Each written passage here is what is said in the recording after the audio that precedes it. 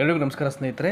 ಯಾವುದೇ ಕಾರಣಕ್ಕೂ ಈ ವಿಡಿಯೋನ ಸ್ಕಿಪ್ ಮಾಡೋದಾಗಲಿ ಅಥವಾ ಸ್ಟಾಪ್ ಮಾಡೋದಾಗಲಿ ಮಾಡಲಿಕ್ಕೆ ಹೋಗ್ಬೇಡಿ. ನಿಮಗೆ ಇನ್ಫಾರ್ಮೇಷನ್ಸ್ ಕ್ಲಿಯರ್ ಕಟ್ಟಾಗಿ ಅರ್ಥ ಆಗಲ್ಲ.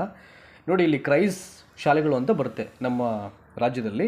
ಸುಮಾರು ಈ ಶಾಲೆಗಳಿಗೆ 1500 ಶಿಕ್ಷಕರನ್ನು ನೇಮಕಾತಿ ಮಾಡಲಿಕ್ಕೆ ಈಗ ಸಿದ್ಧತೆಯನ್ನು ಮಾಡ್ಕೊಳ್ತಾ ಇದ್ದಾರೆ. ಸೊ ಬಿಫೋರ್ ದಾಟ್, ಈ ಕ್ರೈಸ್ ಅಂದರೆ ಏನು, ಇದರ ಅಂಡರಲ್ಲಿ ಯಾವ್ಯಾವ ಸ್ಕೂಲ್ಸ್ ಬರುತ್ತೆ ಅಂತ ನಿಮಗೆ ಬ್ರೀಫಾಗಿ ಹೇಳ್ಬಿಡ್ತೀನಿ ನಾನು. ನೋಡಿ, ಕ್ರೈಸ್ ಅಂದರೆ KREIS ಅಂತ ಅದರ ಸ್ಪೆಲ್ಲಿಂಗು. ದಟ್ ಈಸ್ ಕರ್ನಾಟಕ ವಸತಿ ಶಿಕ್ಷಣ ಸಂಸ್ಥೆಗಳ ಸಂಘ ಅಂತ ಹೇಳ್ತಾರೆ. ಕರ್ನಾಟಕ ವಸತಿ ಶಿಕ್ಷಣ ಸಂಸ್ಥೆಗಳ ಸಂಘ ಅಂತ. ಹಾಗಾದರೆ ಈ ಒಂದು ಸಂಸ್ಥೆಗಳ ಸಂಘದ ಅಂಡರಲ್ಲಿ ಯಾವ್ಯಾವ ಸ್ಕೂಲ್ಸ್ ಬರುತ್ತೆ ಅಂತ, ಮೊರಾರ್ಜಿ ದೇಸಾಯಿ ಸ್ಕೂಲ್ಸ್ ಬರುತ್ತೆ, ಕಿತ್ತೂರಾಣಿ ಚೆನ್ನಮ್ಮ ಸ್ಕೂಲ್ಸ್ ಇರುತ್ತೆ, ಡಾಕ್ಟರ್ BR ಅಂಬೇಡ್ಕರ್ ಸ್ಕೂಲ್ಸ್ ಬರುತ್ತೆ, ಅಟಲ್ ಬಿಹಾರಿ ವಾಜಪೇಯಿ ವಸತಿ ಶಾಲೆಗಳು ಅಂತ ಈ ಒಂದು ಕರ್ನಾಟಕ ವಸತಿ ಶಿಕ್ಷಣ ಸಂಸ್ಥೆಗಳ ಸಂಘದ ಅಂಡರಲ್ಲಿ ಬರುತ್ತೆ. ಇವೆಲ್ಲವೂ ಕೂಡ ವಸತಿ ಶಾಲೆಗಳಾಗಿ ತನ್ನ ಕಾರ್ಯವನ್ನು ಮಾಡ್ತಾ ಇದ್ದಾವೆ. ಸೊ ಈ ಸ್ಕೂಲ್ಸಲ್ಲೂ ಕೂಡ ರೆಗ್ಯುಲರ್ ಸ್ಕೂಲ್ಸಲ್ಲಿ ಇರೋ ಹಾಗೆ ಒಂದಷ್ಟು ಸರ್ಕಾರದ ಸವಲತ್ತುಗಳು ಇದ್ದೇ ಇರ್ತದೆ. ಅದು ಉಚಿತ ವಸತಿ ಆಗಿರ್ಬೋದು, ಊಟ ಆಗಿರ್ಬೋದು, ಸಮವಸ್ತ್ರ ಆಗಿರ್ಬೋದು, ಪಠ್ಯಪುಸ್ತಕಗಳನ್ನು ಕೊಡೋದಾಗಿರ್ಬೋದು, ಸ್ಕಾಲರ್ಶಿಪ್ ಆಗಿರ್ಬೋದು, ಇವೆಲ್ಲವೂ ಕೂಡ ರೆಗ್ಯುಲರ್ ಸ್ಕೂಲ್ಸ್ ಹಾಗೆ ಅವರಿಗೆ ಅಪ್ಲೈ ಆಗುತ್ತೆ ಅಲ್ಲಿನ ಮಕ್ಕಳಿಗೆ. ಸೊ ಇಂಥ ಶಾಲೆಗಳಿಗೆ ಈಗ ಟೀಚರ್ ರಿಕ್ರೂಟ್ಮೆಂಟನ್ನು ಮಾಡಲಿಕ್ಕೆ ಪ್ರಿಪ್ರೇಷನ್ ಮಾಡ್ತಾ ಇದ್ದಾರೆ. ಕ್ವಿಕ್ಕಾಗಿ ಎಲ್ಲವನ್ನೂ ಹೇಳ್ಬಿಡ್ತೀನಿ ನಾನು ನಿಮಗೆ. ನೋಡಿ, ಇಲ್ಲಿಂದ ಸ್ಟಾರ್ಟ್ ಮಾಡೋಣ. ಈಗ ರಾಜ್ಯದ ಕ್ರೈಸ್ ವಸತಿ ಶಾಲೆಗಳಲ್ಲಿ ಖಾಲಿ ಇರುವ 1500 ಶಿಕ್ಷಕರ ನೇಮಕ ಪ್ರಕ್ರಿಯೆಯನ್ನು ಆರಂಭ ಮಾಡ್ತೀವಿ ಅಂತ ಸೋಷಿಯಲ್ ವೆಲ್ಫೇರ್ ಡಿಪಾರ್ಟ್ಮೆಂಟ್ ಮಿನಿಸ್ಟರ್ ಯಾರು, ಸಚಿವ SC ಮಾದೇವಪ್ಪ ಅವರು ಹೇಳಿರುವಂಥದ್ದು. SSLC ಪರೀಕ್ಷೆಯಲ್ಲಿ ಕ್ರೈಸ್ ವಸತಿ ಶಾಲೆಗಳ ಸಾಧನೆಯನ್ನು ಕುರಿತು ಶನಿವಾರ ನಡೆದ ಸುದ್ದಿಗೋಷ್ಠಿಯಲ್ಲಿ ಮಾತನಾಡಿ, ಒಳ ಮೀಸಲು ಜಾರಿ ಸಂಬಂಧ ಅಧಿಸೂಚನೆ ಹೊರಡಿಸಿದ ಬಳಿಕ ನೇಮಕ ಪ್ರಕ್ರಿಯೆ ಕೈಗೊಳ್ಳಲಾಗುವುದು. ಈಗಾಗಲೇ ಒಳ ಮೀಸಲಾತಿಗೆ ಸಂಬಂಧಪಟ್ಟಂಥ ಅಫಿಷಿಯಲ್ ಗೆಜೆಟ್ ನೋಟಿಫಿಕೇಶನ್ ಬಂದಿದೆ. ಸೊ ನೆಕ್ಸ್ಟ್ ವಿಡಿಯೋದಲ್ಲಿ ಅದ್ರ ಬಗ್ಗೆ ನಿಮಗೆ ನಾನು ವಿಡಿಯೋ ಮಾಡಾಕ್ತೀನಿ ನಾನು. ಕ್ರೈಸ್ ವಸತಿ ಶಾಲೆಗಳಲ್ಲಿ ಇನ್ನೂ ಹೆಚ್ಚಿನ ಗುಣಮಟ್ಟದ ಶಿಕ್ಷಣ ನೀಡುವುದಕ್ಕೆ ನಾವು ಟ್ರೈ ಮಾಡ್ತೀವಿ, ಗಮನ ಹರಿಸ್ತೀವಿ.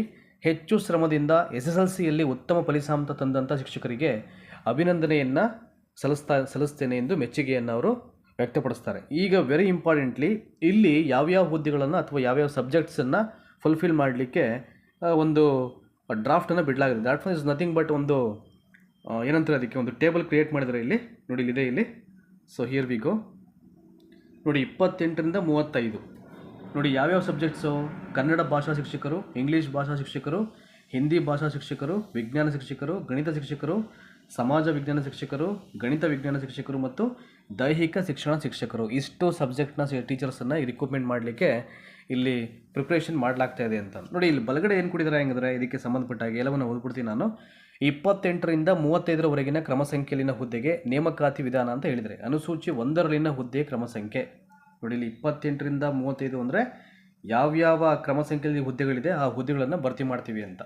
ಸೊ ಆಯ್ಕೆ ಪ್ರಾಧಿಕಾರ ಯಾವುದು ಇದಕ್ಕೆ? ಕರ್ನಾಟಕ ಲೋಕಸೇವಾ ಆಯೋಗ, ಕರ್ನಾಟಕ ಪರೀಕ್ಷಾ ಪ್ರಾಧಿಕಾರ ಅಥವಾ ಕರ್ನಾಟಕ ಸರ್ಕಾರದಿಂದ ಅಂಗೀಕರಿಸಿದ ಸಕ್ಷಮ ಪ್ರಾಧಿಕಾರದ ಮೂಲಕ ಈ ಕೆಳಕಂಡಂತೆ ಆಯ್ಕೆ ಮಾಡಲು ಕ್ರಮವಹಿಸಲಾಗುವುದು ಅಂತ ಹೇಳಿದ್ದಾರೆ. ಸೊ ಹೇಗೆ ಆಯ್ಕೆ ಮಾಡ್ಬೋದು ಹಾಗಿದ್ರೆ? ನೋಡಿ, ಇಲ್ಲಿ ಓದ್ಬಿಡ್ತೀನಿ. ಇಲ್ಲಿದೆ ಈಗ. ಆಯ್ಕೆ ಪ್ರಾಧಿಕಾರವು ಸಂಯೋಜಿತ ಸ್ಪರ್ಧಾತ್ಮಕ ಪರೀಕ್ಷೆಯ ಮುಖಾಂತರ, ಸಂಯೋಜಿತ ಸ್ಪರ್ಧಾತ್ಮಕ ಪರೀಕ್ಷೆ ಅಂತ ಹೇಳ್ತೀವಿ. ಇದಕ್ಕೆ ಸಂಬಂಧಪಟ್ಟಂಥ ಅಪ್ಡೇಟ್ಸ್ ಬರುತ್ತೆ, ಹಾಗೆಲ್ಲವೂ ಕೂಡ ನಿಮಗೆ ವಿವರವಾಗಿ ತಿಳಿಸ್ತಾ ಹೋಗ್ತೀವಿ ನಾವು. ಸಂಯೋಜಿತ ಸ್ಪರ್ಧಾತ್ಮಕ ಪರೀಕ್ಷೆಯ ಮುಖಾಂತರವಾಗಿ 28, 29, 30, 31, 32, 33, 34 ಮತ್ತು 35ರ ಕ್ರಮಾಂಕಗಳಲ್ಲಿನ ಹುದ್ದೆಗಳಿಗೆ ಅರ್ಹ ಅಭ್ಯರ್ಥಿಗಳನ್ನು ಆಯ್ಕೆ ಮಾಡುವುದು. ಸಂದರ್ಶನದ ಮೂಲಕ ಆಯ್ಕೆಗೆ ಅವಕಾಶವಿರುವುದಿಲ್ಲ. ಅಂದರೆ there is no interview of this particular subjects. ಇಲ್ಲಿ ಏನು ಈಗ ರಿಕ್ರೂಟ್ಮೆಂಟ್ ಮಾಡಬೇಕು ಅಂತ ಅಂದ್ಕೊಂಡಿದ್ದಾರೆ ಈ ವಸತಿ ಶಾಲೆಗಳ ಅಂಡರಲ್ಲಿ ಬರ್ತಕ್ಕಂಥ ಸ್ಕೂಲ್ಸ್ಲಿ ಟೀಚರ್ಸನ್ನು, ಅವ್ರಿಗೆ ಯಾವುದೇ ರೀತಿಯ ಸಂದರ್ಶನ ಇರೋದು. ಇಟ್ ಇಸ್ ಅ ಪ್ಯೂರ್ಲಿ ನಿಮಗೆ ಸಂಯೋಜಿತ ಸ್ಪರ್ಧಾತ್ಮಕ ಪರೀಕ್ಷೆ ನಡೆಸಿ ಅವರು ಆಯ್ಕೆಯನ್ನು ಮಾಡುವಂಥದ್ದು. ಇಲ್ಲಿ ಯಾವುದೇ ಸಂದರ್ಶನಗಳು ಇರೋದಿಲ್ಲ ಅಂತ. ನೆಕ್ಸ್ಟ್ ಇಲ್ಲಿ ಹೇಳ್ತಾರೆ, ಆಯ್ಕೆ ಪ್ರಾಧಿಕಾರವು ಅನುಸೂಚಿ 1ರಲ್ಲಿನ ಹುದ್ದೆಯ ಕ್ರಮ ಸಂಖ್ಯೆ 28, 29, 30, 31, 32 ಮತ್ತು 33 ಅಪ್ ಟು 35ರವರೆಗಿನ ಹುದ್ದೆಗಳಿಗೆ ಅರ್ಜಿ ಸಲ್ಲಿಸಲು ಕರ್ನಾಟಕ ಪ್ರಾಥಮಿಕ ಮತ್ತು ಪ್ರೌಢಶಿಕ್ಷಣ ಇಲಾಖೆ ನಡೆಸುವ ಶಿಕ್ಷಕರ ಅರ್ಹತಾ ಪರೀಕ್ಷೆ TET ಪತ್ರಿಕೆ 2. It is very important. ನೋಡಿದ್ರೆ ಇದಕ್ಕೂ ಬಂದ್ಬಿಡ್ತಾ, ಈಗ ಕ್ರೈಸ್ಟ್ ಸ್ಕೂಲ್ಗೂ TETಯನ್ನು ಕಡ್ಡಾಯ ಮಾಡಿಬಿಟ್ಟಿದ್ದಾರೆ. ಸೊ ಇಲ್ಲಿನ ಹುದ್ದೆಗಳಿಗೆ ನೀವು ಅಪ್ಲಿಕೇಶನ್ ಹಾಕಿ ಎಕ್ಸಾಮ್ ಬರೀಬೇಕು ಅಂತಂದರೆ TET ಎಕ್ಸಾಮಲ್ಲಿ ಪಾಸ್ ಆಗಿರಬೇಕು. ಯಾವ ಪೇಪರು ಅಂತ ಅವ್ರು ಹೇಳ್ಬಿಟ್ಟಿದ್ದಾರೆ, ಪೇಪರ್ 2ನಲ್ಲಿ ಪಾಸ್ ಆಗಬೇಕು. ಅದಿಲ್ಲ ಅಂತಂದರೆ central board of secondary education ರವರಿಂದ ಕೇಂದ್ರ ಶಿಕ್ಷಕರ ಅರ್ಹತಾ ಪರೀಕ್ಷೆ, that is CTET, central teachers eligibility test ಅಂತ ಹೇಳ್ತೀವಿ. ವೆದರ್ ಇಟ್ ಈಸ್ ನೀವು ಸ್ಟೇಟ್ TET ಎಕ್ಸಾಮಲ್ಲಿ ಪೇಪರ್ 2ಅಲ್ಲಿ ಕ್ಲಿಯರ್ ಆಗಿದ್ರೆ ಈ ಒಂದು ಎಕ್ಸಾಮ್ ಬರಿಬೋದು. ಇದಿಲ್ಲ ಅಂತಂದರೆ ಸೆಂಟ್ರಲ್ ಗೌರ್ಮೆಂಟ್ ಅಂಡರಲ್ಲಿ ಕಲ್ಫರ್ ಆಗಿರ್ತಕ್ಕಂಥ ಅವ್ರು ಮಾಡ್ತಕ್ಕಂಥ CTET, ಕೇಂದ್ರೀಯ ಶಿಕ್ಷಕರ ಅರ್ಹತಾ ಪರೀಕ್ಷೆ, ಅದರಲ್ಲಿ ಪಾಸ್ ಆಗಿರಬೇಕು.